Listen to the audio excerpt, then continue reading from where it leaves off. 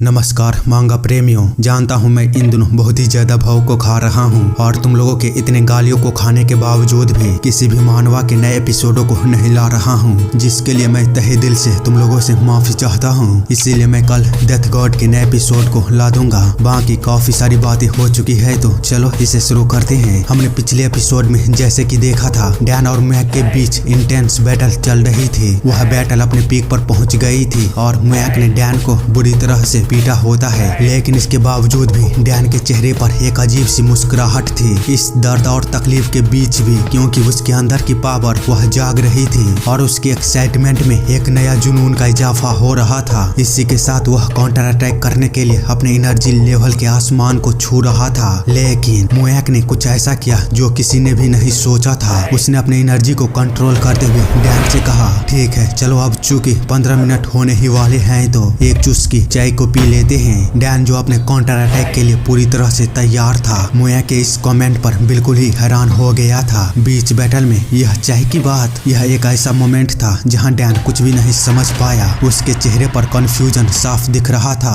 पर इसी कंफ्यूजन के साथ पिछला चैप्टर खत्म हो चुका था। तो अब इस चैप्टर की शुरुआत वहीं से होगी, जहां हम देखेंगे मुएक का असली इरादा क्या है। क्या उसका यह चाय का ऑफर सिर्फ एक स्ट्रेटेजी है या उसके पीछे कुछ और बड़ा प्लान छुपा हुआ है। और डैन जो अब अपने मैक्सिमम पावर पर पहुंच रहा है, वह मुएक के इस अनएक्सपेक्टेड मूव को कैसे हैंडल करेगा। अब आगे मुएक डैन को अपने पीछे ले जाते हुए उसे बताता है, यहाँ पर यह मेरा रेसिडेंस है, फेयरी ड्रैगन पवेलियन, चलो अंदर चलते हैं। तो डैन बोलता है, फेयरी ड्रैगन, यह नाम बिल्कुल भी इस जगह को फिट नहीं करता है। जिस पर कि मुएक बोलता है, तुम्हारे बोलने का क्या मतलब है, इस जगह की हालत बहुत खराब है और फिस्ट सेंट के रहने के लिए यह बिल्कुल भी लायक नहीं है। जिस पर कि डैन बताता है, अगर सच कहूँ तो फेयरी ड्रैगन एक अच्छा नाम है तुम्हारे जैसे किसी ऐसे पर्सन के लिए जिसके पास इतनी भयानक पावर है उसके घर के लिए। तो मुएक बोलता है, ठीक है चलो पहले चाय को पी लेते हैं और मुझे तुम यह मत बताओ कि तुम डरे हुए हो। जिस पर कि डैन बोलता है, बकवास की बातें करना बंद करो और सीधे मुद्दे पर आओ। मुझे बताओ कि तुम आयरन मार्शल एसोसिएशन को खत्म करने के लिए इतना डिटरमाइंड क्यों हो, जबकि तुम पावरफुल ग्रुप्स की ग्रैंड असेंबली को होल्ड कर रही हो। वास्तव में आयरन मार्शल एसोसिएशन को खत्म करने के बाद तुम्हें मिलेगा क्या। यहाँ तक कि अगर तुम इसे कंटिन्यू भी रखते हो तब भी पूरे मेन लैंड से तुम रिस्पेक्टेड किया जाओगे। जिस पर कि मुएक वह थोड़ी देर सोचता है, बाद में डैन को बताते हुए कहता है, आखिरकार तुम्हारे जैसा कोई पर्सन मेरे महान इरादों को कैसे नहीं समझता है। बस इसके बारे में सोचो, 5 ड्रैगन लीग, लायन लीग और 9 सेंट्रल, ये तीनों ही ऐसे पॉलिटिकल फोर्स हैं जो कि आयरन मार्शल एसोसिएशन को फॉर्म किया है। क्या तुम्हें लगता है कि वांगबो मुएक इन तीनों पॉलिटिकल फोर्स के द्वारा फॉर्म किए गए आयरन मार्शल एसोसिएशन जैसे सिर्फ एक फैंसी नाम से संतुष्ट होगा? नहीं, बिल्कुल भी नहीं। आयरन मार्शल एसोसिएशन को उखाड़ फेंकना यह बिल्कुल ही सही है। मुझे परवाह नहीं आयरन मार्शल एसोसिएशन का क्या होता है, क्योंकि हमेशा एक ऐसा ऑर्गेनाइजेशन होता है जो उनके खत्म हो जाने पर उनका जगह लेता है। यही कारण है कि मैं उन दोनों को ही जड़ से खत्म कर देना चाहता हूँ। यहाँ तक कि पावरफुल ग्रुप्स के ग्रैंड असेंबली को होल्ड करने का मेरे पास केवल एकमात्र कारण था, यहाँ उन वॉरियरों को इकट्ठा करना जो वर्तमान में गांगो पर शासन करते हैं, ताकि उन अहंकारी और अभिमानी वॉरियरों को सिचुआन के डैंग फैमिली का पेट्रियार्च उन्हें पॉइजन कर सके और आयरन मार्शल एसोसिएशन के भविष्य को निर्धारित करके वे लोग अपने अपने ग्रुप में लौट जाए। बाद में मैं उन सभी को एक एक करके खत्म कर देता।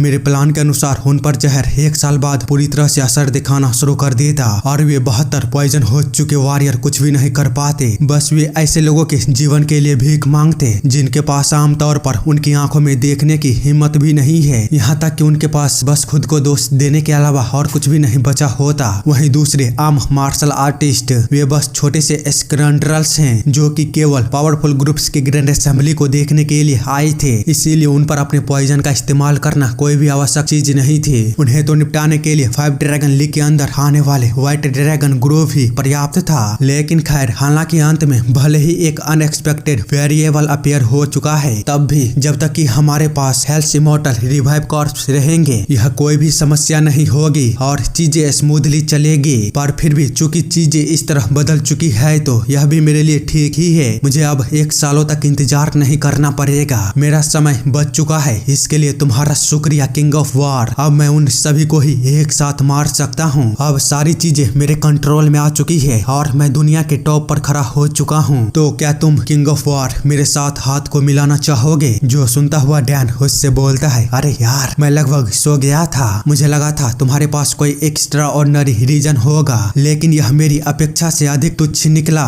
इसीलिए माफ करना मैं बिना रियलाइजेशन के रूडली रिएक्ट किया। क्या तुमने अपने चाय को खत्म कर लिया है? अगर हाँ तो चलो इसे दोबारा शुरू करते हैं। वैसे भी बहुत ही अधिक समय हो चुका है, मेरा बैठे बैठे शरीर अकड़ चुका है। मुझे कभी बीच बैटल में रुकना ही नहीं चाहिए था। मुझे पता था अगर मैं एक बार रुक गया तो ऐसा ही होगा। इतना बोलते हुए जब वह अपने पीछे देखता है तो मुयाक वह बिल्कुल ही शांत बैठा होता है और उसी की ओर टकाटक देख रहा होता है। तो वह उससे बोलता है, क्या तुम आगे लड़ने वाले नहीं हो? आखिर तुम्हारे प्लानिंग का क्या हुआ? क्या तुम मुझे हरा कर इसे कंटिन्यू नहीं करना चाहते हो? अगर हाँ तो चलो इसे जल्दी से खत्म कर लेते हैं। जिस पर कि हुआंग गुना कृपया स्माइल के साथ अपने जगह से उठते हुए बोलता है, क्यों नहीं, चलो जल्दी खत्म करते हैं। इसी के साथ वे दोनों ही दोबारा आमने सामने होते हैं और डैन उससे बोलता है, मेरे पास आखिरी सवाल बचा हुआ है, तुम आखिरकार मेनलैंड को कंप्लीट करके करना क्या चाहते हो? क्या तुम किंग या फिर कुछ और बनना चाहते हो? जिस पर कि मुयाक उसकी ओर अपनी एनर्जी को बाहर निकालते हुए डरावनी लुक के साथ कहता है, एम्परर, मैं एम्परर बनना चाहता हूँ। क्या तुम जानते हो करंट एम्परर की ओरिजिन क्या है? वह गरीब किसान का बेटा है। मैं कह रहा हूँ कि यह भ्रम का दौर है जहाँ एक नीच व्यक्ति भी सम्राट बन सकता है, जिसका मतलब है ऐसा कुछ भी नहीं है जो मुझे रोक सकता है। एम्परर के पास दुनिया को पलटने की शक्ति होती है, तो अब तैयार हो जाओ। इसी के साथ वह पूरी तरह से रेडी हो जाता है फाइट के लिए। डैन जिसको कि देख वह भी अपनी एनर्जी को बाहर निकालते हुए बोलता है, एम्परर ठीक है तो मैं वह बनूंगा जो कि एम्परर तक को मार सकता है, उस कंट्री के जिसको कि तुम एस्टेब्लिश करोगे। हम देखते हैं वह दोनों ही अपने अपने भयानक और खतरनाक पावर के साथ एक दूसरे के प्राण के प्यासे बने हुए